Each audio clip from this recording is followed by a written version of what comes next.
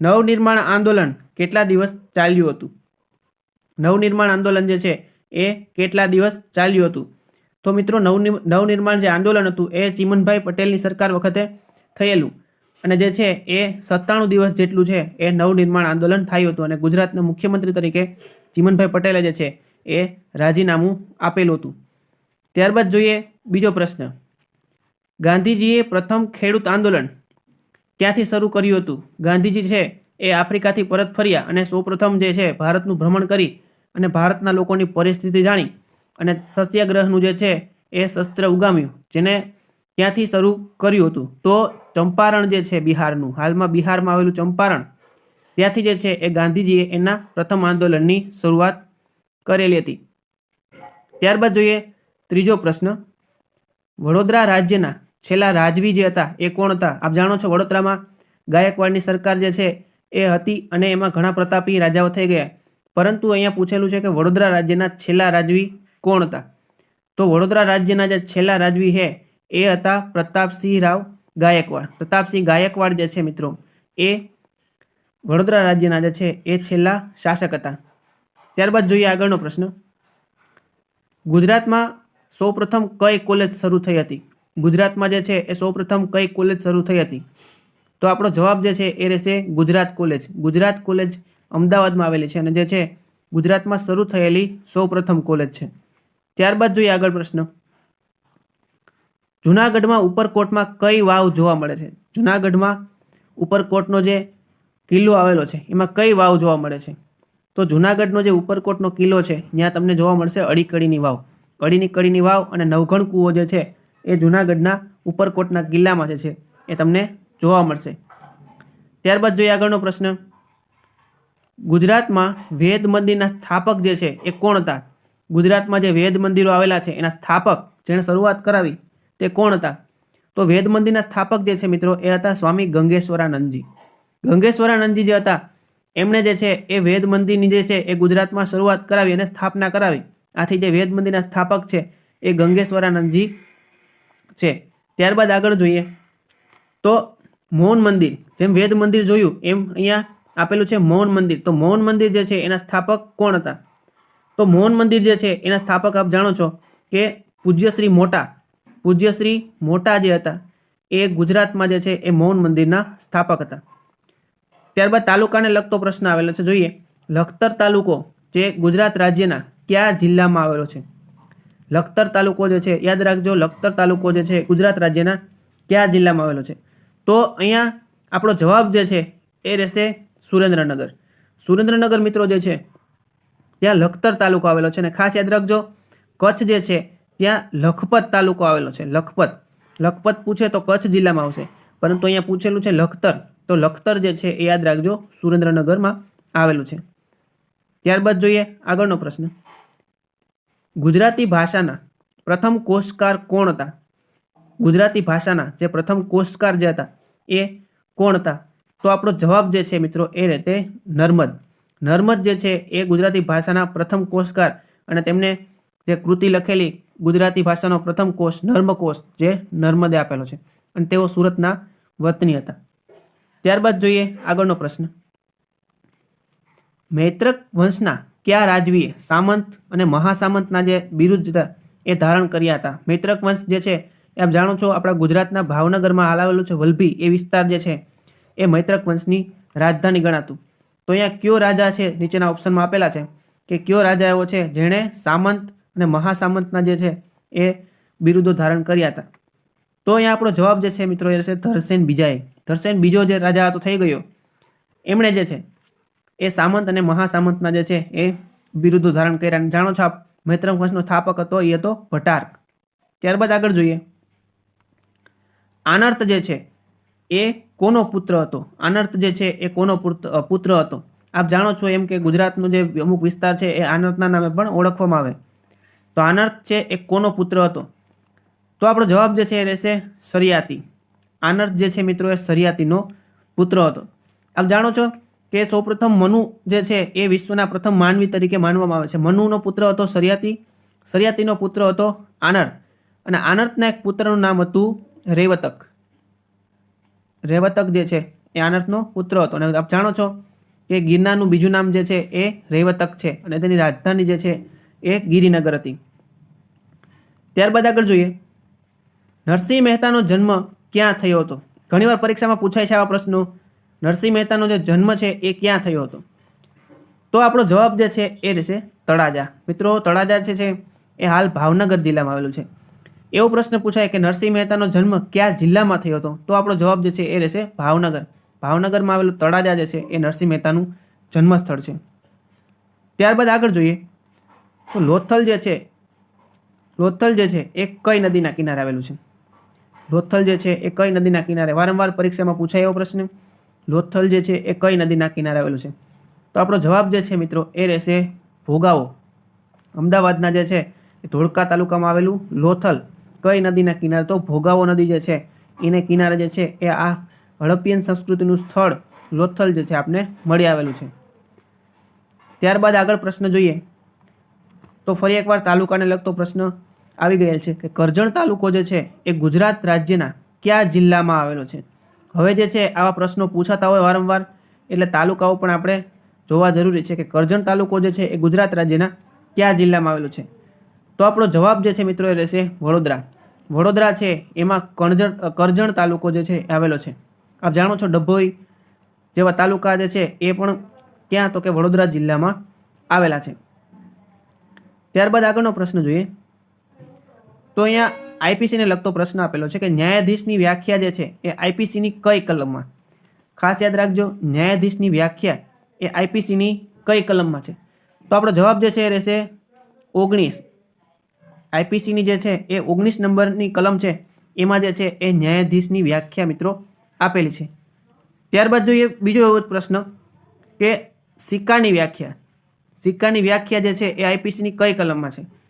તો સિક્કાની વ્યાખ્યા જે છે એ આઈપીસીની 230 નંબરની જે કલમ છે, સિક્કાનું પ્રકરણ મિત્રો જે છે એમાં 230 નંબરની કલમમાં જે છે એ સિક્કાની વ્યાખ્યા આપેલી છે. ત્યારબાદ આગળ જોઈએ, પ્રાચીન ગુજરાતની કઈ વિદ્યાપીઠ વિશ્વભરમાં જાણીતી બની હતી?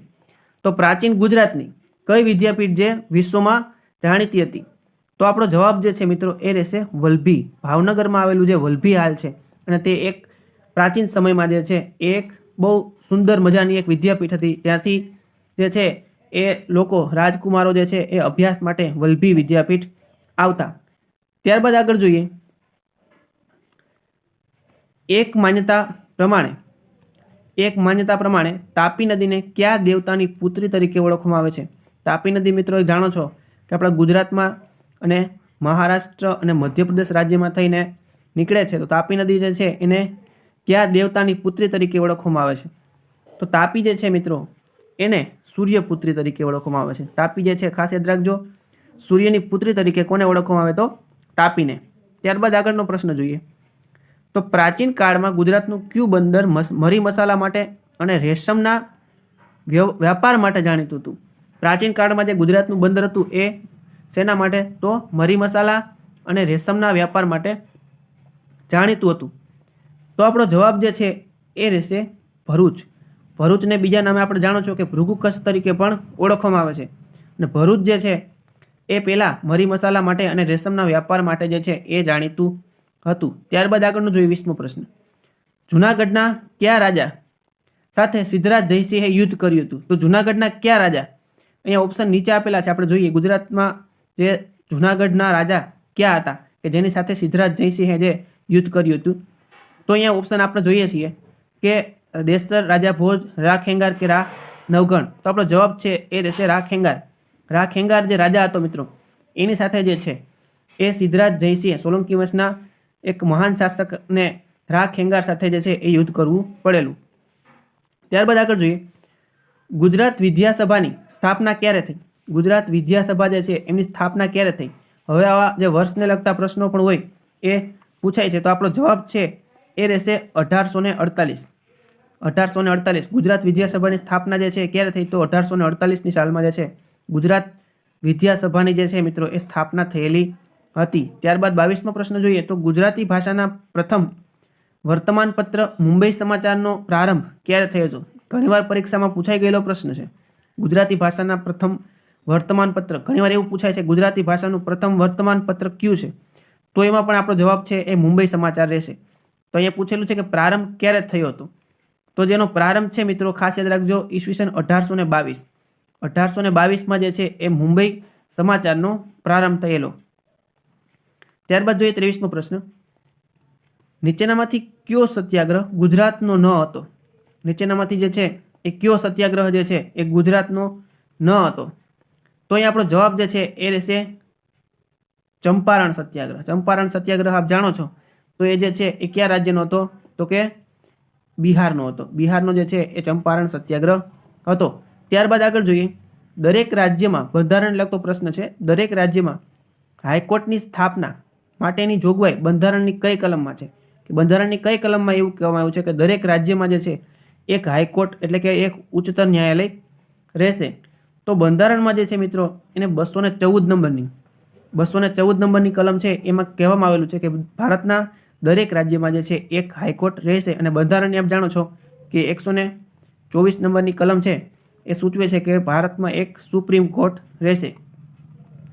ત્યારબાદ આગળ જોઈએ તો ગાંધી જયંતિ 2 ઓક્ટોબર દુનિયામાં બીજા કયા નામે ઉજવાય છે? ગાંધી જયંતિ આપ જાણો છો તો 2 ઓક્ટોબર જે છે એ દુનિયામાં એટલે કે વિશ્વમાં જે છે એ બીજા કયા નામે ઓળખાય? તો ગાંધી જયંતિ જે છે એને બીજા વિશ્વમાં આંતરરાષ્ટ્રીય અહિંસા દિન તરીકે જે છે એ ગાંધી જયંતિને ઓળખવામાં આવે. ખાસ યાદ રાખજો, આંતરરાષ્ટ્રીય અહિંસા દિન તરીકે ગાંધી જયંતિને ઓળખવામાં આવે, કારણ કે ગાંધીજીનો જન્મ જે છે એ પોરબંદર ખાતે 2 ઓક્ટોબર 1869ના રોજ થયેલો.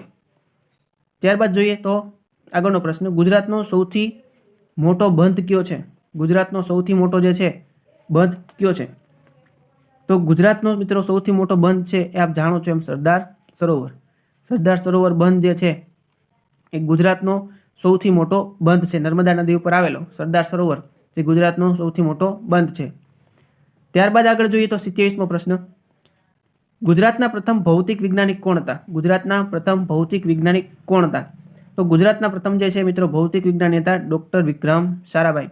ડૉક્ટર વિક્રમ સારાભાઈ જે છે એ ગુજરાતના જે છે એ પ્રથમ ભૌતિક વિજ્ઞાની હતા. ત્યારબાદ આગળ જોઈએ તો દરબાર ગોપાળદાસનો જે જન્મ ક્યાં થયો હતો? ઘણીવાર આવા પ્રશ્નો જે છે એ પૂછાઈ જતા હોય છે કે દરબાર ગોપાળદાસનો જન્મ જે છે એ જન્મસ્થળ જણાવો. તો એનો જન્મસ્થળ જે છે મિત્રો ખાસ યાદ રાખજો વસો. વસો જે છે એ દરબાર ગોપાળદાસનું જે છે એ જન્મસ્થળ હતું.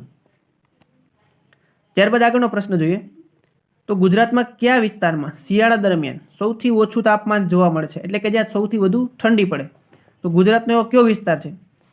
તો ગુજરાતનો મિત્રો અહીં આપેલો છે નલિયા વિસ્તાર. નલિયા ક્યાં આવેલું છે? તો કે કચ્છમાં. કચ્છમાં જે છે એ નલિયા આવેલું છે અને નલિયા જે છે ત્યાં સૌથી વધુ ગુજરાતમાં ઠંડી અનુભવાય છે. એટલા માટે જે છે એ સૌથી ઓછું તાપમાન જે છે એ ક્યાં જોવા મળશે? તો કે નલિયામાં. નલિયામાં જે છે તમને સૌથી ઓછું તાપમાન જોવા મળે. આથી સૌથી વધુ ઠંડી પણ ક્યાં પડે? તો કે નલિયામાં. ત્યારબાદ આગળનો પ્રશ્ન જોઈએ તો ભરૂચ શહેર કઈ નદીના કિનારે વસેલું છે?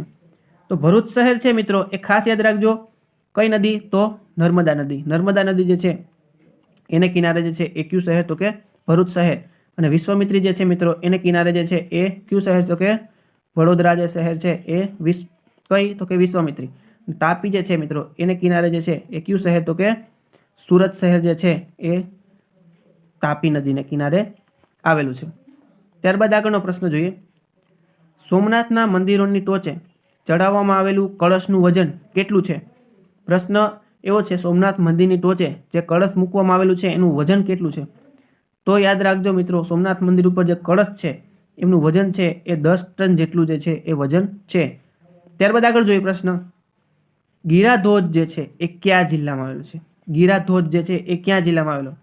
તો આપણો જવાબ છે મિત્રો એ રહેશે ડાંગ. ખાસ યાદ રાખજો ડાંગ જિલ્લામાં જે છે એ ગિરાધોધ આવેલો છે. અને ગુજરાતનું એકમાત્ર ગિરિમથક કયું?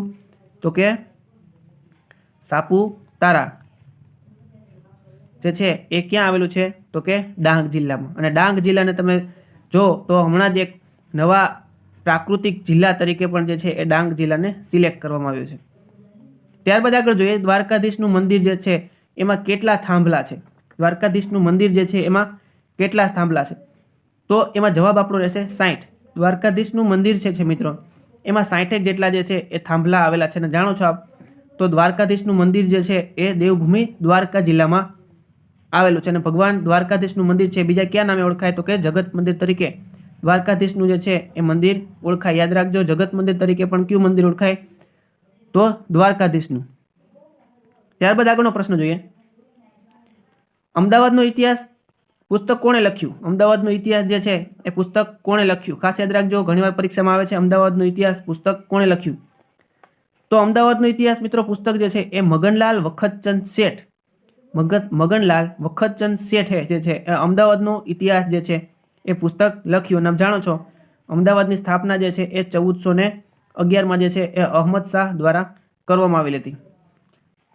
ત્યારબાદ આગળ જોઈએ તો વનરાજ ચાવડો એ કયા કવિની કૃતિ જે છે? વનરાજ ચાવડો જે કૃતિ છે એના લેખક કોણ છે? તો વનરાજ ચાવડો જે છે એના લેખક મિત્રો છે મહિપતરામ નીલકંઠ. મહિપતરામ રૂપરામ નીલકંઠ જે છે એ વનરાજ ચાવડો કૃતિના લેખક છે. ત્યારબાદ આગળ જોઈએ કઈ વાવ જોવા મળે છે? જુનાગઢના ઉપરકોટમાં જે છે એ કઈ વાવ જોવા મળે? તો જુનાગઢનું ઉપરકોટ છે ત્યાં ખાસ યાદ રાખજો અડીકડીની વાવ અને બીજું નવઘણ કૂવો જે છે એ જુનાગઢમાં જોવા મળશે. ત્યારબાદ આગળ જોઈએ ગુજરાતની સૌપ્રથમ કૃષિ યુનિવર્સિટીની સ્થાપના ક્યાં થઈ હતી? ગુજરાતની સૌપ્રથમ કૃષિ યુનિવર્સિટી તો અત્યારે ગુજરાતમાં જે છે મિત્રો એ કેટલી તો કે 4 જેટલી યુનિવર્સિટીઓ છે એ ગુજરાતમાં આવેલી છે. તો સૌપ્રથમ જે છે એ કૃષિ યુનિવર્સિટી કઈ? તો અહીંયા આપણો જવાબ જે રહેશે એ રહેશે દાંતીવાડા. દાંતીવાડામાં આવેલી સરદાર કૃષિનગર દાંતીવાડા કૃષિ યુનિવર્સિટી જે છે એ દાંતીવાડા એટલે કે જિલ્લો કયો તો કે મિત્રો BK એટલે કે બનાસકાંઠા જે છે ત્યાં જે છે આ યુનિવર્સિટી આવેલી છે. અને બીજી યુનિવર્સિટીઓ છે જુનાગઢ, આણંદ અને નવસારી. એમ ગુજરાતમાં જે છે એ કેટલી તો કે 4 જેટલી યુનિવર્સિટીઓ આવેલી છે. ગુજરાતની સૌપ્રથમ લો યુનિવર્સિટી એટલે કે કાયદાને લગતી યુનિવર્સિટી છે ગુજરાતની સૌપ્રથમ લો યુનિવર્સિટી કયા જિલ્લામાં આવેલી? તો મિત્રો આપણો જવાબ જે છે રહેશે ગાંધીનગર. યાદ રાખજો ગાંધીનગર જે છે એમાં કઈ યુનિવર્સિટી તો લો યુનિવર્સિટી જેટલી આવેલી છે. ત્યારબાદ આગળ જોઈએ પિનકોડમાં પહેલા 2 આંકડા શું દર્શાવે છે? પિનકોડમાં જે પહેલા 2 આંકડા હોય એ શું દર્શાવે છે? તો પિનકોડમાં મિત્રો યાદ રાખજો પહેલા 2 આંકડા છે એ શું દર્શાવે તો કે રાજ્ય. પિનકોડના જે પહેલા 2 આંકડા જે છે એ રાજ્ય દર્શાવે છે. ત્યારબાદ આગળનો પ્રશ્ન જોઈએ તાજેતરમાં સંરક્ષણ દળના વડાનું મૃત્યુ થયું છે તેનું નામ જણાવો. આપ જાણો છો આ કરંટનો પ્રશ્ન છે કે તાજેતરમાં જે છે એ હેલિકોપ્ટર ક્રેશ થવાને લીધે તમિલનાડુમાં જે છે એ કયા સંરક્ષણ દળના વડાનું મૃત્યુ થયું? તો આપ જાણો છો એમ કે ભાઈ બિપિન રાવત જે છે એમનું જે છે એ મૃત્યુ છે એ ક્યાં તો કે તમિલનાડુમાં થયેલું. અને જે તેઓ હતા CDS એટલે કે ચીફ ઓફ ડિફેન્સ સ્ટાફ તરીકે જે છે એ ફરજ બજાવતા હતા, પરંતુ દુર્ઘટનાથી તેમનું જે હેલિકોપ્ટર છે એ તમિલનાડુના કુન્નૂરમાં ક્રેશ થયું. આને લીધે જે છે એ બિપિન રાવત સહિત 13 વ્યક્તિઓ જે છે આ હેલિકોપ્ટરમાં ક્રેશમાં મૃત્યુ પામેલા હતા. ત્યારબાદ આગળ જોઈએ 42મો પ્રશ્ન સવારે સૂર્યના તડકામાંથી આપણને શરીરને કયું વિટામિન પ્રાપ્ત થાય છે? તો પ્રશ્ન એવો છે સૂર્યના તડકામાંથી કયું વિટામિન પ્રાપ્ત થાય? તો આપ જાણો છો મિત્રો એમ વિટામિન ડી જે છે એ આપણને ક્યાંથી તો કે સૂર્યનો તડકો જે સવારની સૂર્યનો તડકો હોય તો ત્યારે વિટામિન જે છે એ ડી આપણને મળે છે. ત્યારબાદ આગળ જોઈએ 500 મીટર બરાબર કેટલા કિલોમીટર? 500 મીટર બરાબર કેટલા કિલોમીટર? તો આપણો જવાબ જે મિત્રો રહેશે 500 મીટર બરાબર 0.5 કિલોમીટર. કારણ કે 500 મીટર એટલે અડધો કિલોમીટર થાય. કારણ કે 1000 કેટલા તો કે 1000 મીટરે જે છે એ શું થશે તો કે 1 કિલોમીટર. 1000 મીટરે જે છે એ 1 કિલોમીટર થાય. પણ પ્રશ્ન એવો છે 500 મીટર બરાબર કેટલા કિલોમીટર? તો 0.5 એટલે કે અડધો કિલોમીટર થાય. ત્યારબાદ આગળ આપેલું છે પ્રશ્ન બીજો DNA ને આમાંથી કોની સાથે સંબંધ છે? તો અહીંયા ઓપ્શન આપેલા છે દેશ, પરંપરા, વંશ કે ધર્મ.